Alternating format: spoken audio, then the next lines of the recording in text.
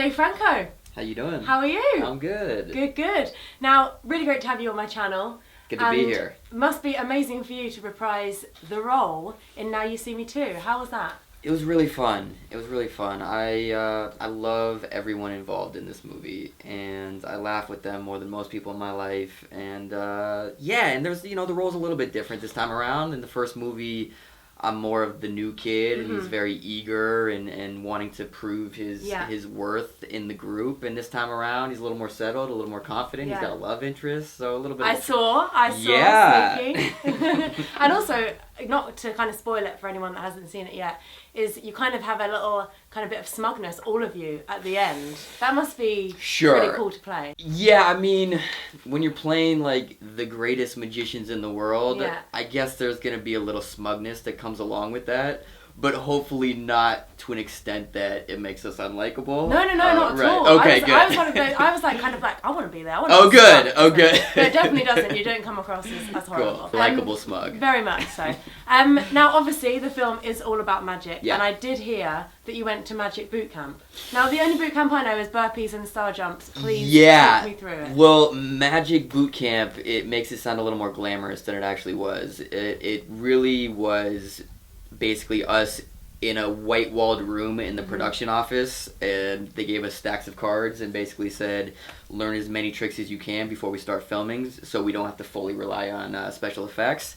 So we had magic consultants with us, and I learned a few things that I will probably never again use in my real life. Until now, because here's what I made earlier.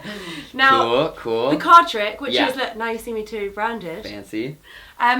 This card trick where you go like this all the time. Sure. Can we just show our viewers it? Do you have a card so I can teach you? Yeah. Okay. All right, you ready? Yeah. Okay, take it in your left hand like this.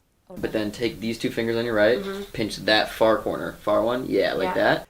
And then here's the motion. Yeah, arm like that, down, and then at the very end, snap. Okay. That was pretty good. Whoa! Sorry. That's amazing. That is amazing. Now, the reason I ask about this, my friends sometimes tell me I'm a bit of the mum of the group. Okay. Now, why do they say that? Well, I'm about to reveal. Okay. I don't know if it is because I am the mum of the group or it's because Wimbledon has started. Got it. All of this action in the film just made me think, how did you not get tennis elbow? You do. Yeah. You kind of do. I was really concerned. I appreciate that. No, I was a huge nerd during this movie where during my off days I would go back to my apartment and I would take a stack of cards and I would throw cards against the wall until my arm went dead. And again, not necessarily something to be proud of, but it's kind of cool to be able to say, like, it's part of my job to learn magic, something I probably would have never done otherwise, and so it's fun. And something to put on the CV, obviously. Absolutely. Now, I like to ask this question to kind of a lot of people that are doing as well as you in your field, because I know a lot of people that may be watching might be thinking they want to get into acting and something like that. Yeah. What would kind of be your advice that maybe what people want to kind of excel as much as you have?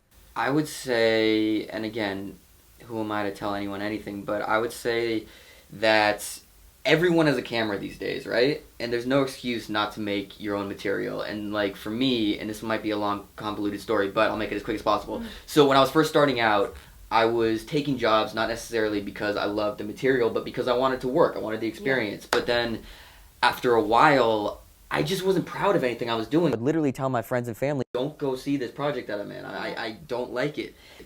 And so I started taking things into my own hands and I started making short films for the website funnyordie.com. And even though it was on a much smaller scale, it at least like felt true to who I was. And like if you go see these videos, they're very depraved and gross and twisted. But like, again, I was proud of them and I can't tell you how much they've helped me to the point where I remember when I was auditioning for 21 Jump Street, the directors ultimately told me, they're like, part of the reason we gave you this role was because of one of these videos you did. And in the video, it's me and my one of my best friends, this guy, me and my buddy Chris Mintz-Plasse, telling each other how much we want to have sex with each other. And that video landed me like my biggest movie role at the time. Amazing. Yeah, so should we start talking about that?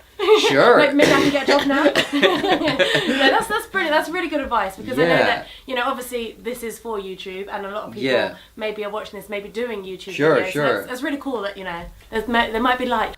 100%. 100%. Okay, so obviously the film is all about magic. Yes. So I thought that I'd get into the zone because I've got a few tricks up my Let's sleeve. get in that zone. I've got a few tricks up my sleeve. It's cute as the pun, but this is going to involve some very high budget production here. Okay. Here is my sleeve. Yeah. What I need you to do is shut your eyes whilst I stuff something up my sleeve, and you have to guess what it is. Okay. Okay? All right.